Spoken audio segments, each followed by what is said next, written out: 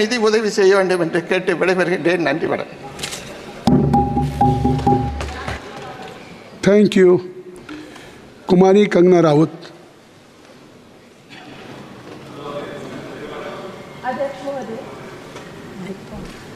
अध्यक्ष महोदय, मैं आपकी धन्यवादी हूँ कि आज मुझे आपने 2024 के इस बजट में अपने विचार रखने का अवसर दिया है और साथ ही मंडी क्षेत्र की जनता जिन्होंने मुझे अपना प्रतिनिधि चुनकर यहाँ उनके पक्ष की बात रखने का मौका दिया है, उनकी भी आभारी हूँ. ये जगह मेरे लिए बहुत नई है, मैं एक नई सांसद हूँ, मगर मुझे इस बात का आभास है कि ये जो 18वीं लोकसभा है ये कोई सामान्य लोकसभा नहीं है. इस लोकसभा का जो चुनाव हुआ है उसमें हमारे जो शीर्ष नेतृत्व हैं, हमारे माननीय प्रधानमंत्री श्री नरेंद्र मोदी जी ने लगातार तीसरी बार प्रधानमंत्री बनकर पिछले 60 सालों का जो रिकॉर्ड तोड़ा है, उसके लिए हम सब उन्हें जो है वो हार्दिक बधाई देते हैं. साथ ही बधाई के पात्र हैं हम सब भारतीय जनता पार्टी के लोग जिन्हें ये सौभाग्य प्राप्त हुआ. और मैं ये भी मानती हूँ कि हमारे भारतवर्ष की जनता जिन्होंने एक स्थिर, सहज और सफल सरकार को चुना है और एक संकल्प को चुना है, वो भी बधाई के पात्र हैं. महोदय जी, हम सब जानते हैं कि आज से 10 साल पहले हमारे देश की अर्थव्यवस्था का क्या हाल था. आज से 10 साल पहले हमारी संघर्षशील जो एक चरमराती और एक लड़खड़ाती अर्थव्यवस्था जो कहीं 11वें-12वें नंबर पर थी और सारा देश जो है उसको लेकर चिंतित रहता था, पिछले 10 सालों में वो अर्थव्यवस्था 11वें से 5वें नंबर पे आई है और बहुत तीव्रता से जो है तीसरे नंबर की तरफ जा रही है. ये जो 2024 का बजट है ये सब वर्गों को जो है वो शक्ति प्रदान करने वाला बजट है. इस बजट से जो है वो हमारी अर्थव्यवस्था को भी तीव्रता मिलेगी महोदय जी. और जो हमारा 2047 का जो संकल्प है कि विकसित भारत का जो संकल्प है, हम प्रथम इकोनॉमी बनेंगे, वो भी इस बजट से हम पूरी उम्मीद है एक कदम हम उस संकल्प के जो है वो करीब जाएंगे.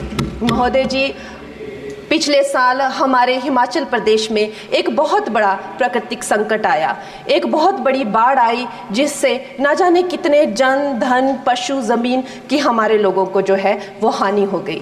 लेकिन दुख की बात यह है कि अभी भी हमारा हिमाचल प्रदेश जो है उस त्रासदी के प्रभाव से जो है उसके प्रभाव से उसकी हानि से बाहर नहीं आ पा रहा है. और उसका जो मूल कारण है वो है वहाँ की जो कांग्रेस की सरकार है, उनका जो लापरवाही है और उनकी जो भ्रष्टाचार नीतियां हैं. आज भी हमारे लोग जो हैं उस बाढ़ के प्रभाव से जो पीड़ित हैं. मैं आदरणीय और माननीय हमारी जो वित्त मंत्री हैं श्रीमती सीतारमण जी का मैं आभार व्यक्त करती हूं कि उन्होंने हमारी हिमाचल की जनता के लिए जो है एक स्पेशल रिलीफ फंड की जो घोषणा की है. हम सब हिमाचल वासियों की तरफ से हम आपका अभिनंदन करते हैं और हम आपका आभार प्रकट करते हैं. महोदय जी, मुझे ये जान के और आपको बताकर इस बात की खुशी भी होती है और खेद भी होता है कि जितना काम पिछले 10 वर्षों में हमारी भारतीय जनता पार्टी ने हिमाचल प्रदेश में किया है वो उतना काम हमारे आज़ादी के बाद 60 सालों में भी हिमाचल प्रदेश में नहीं हुआ था. आप सब हिमाचल जाते रहे होंगे. Varsha, it is her maiden speech.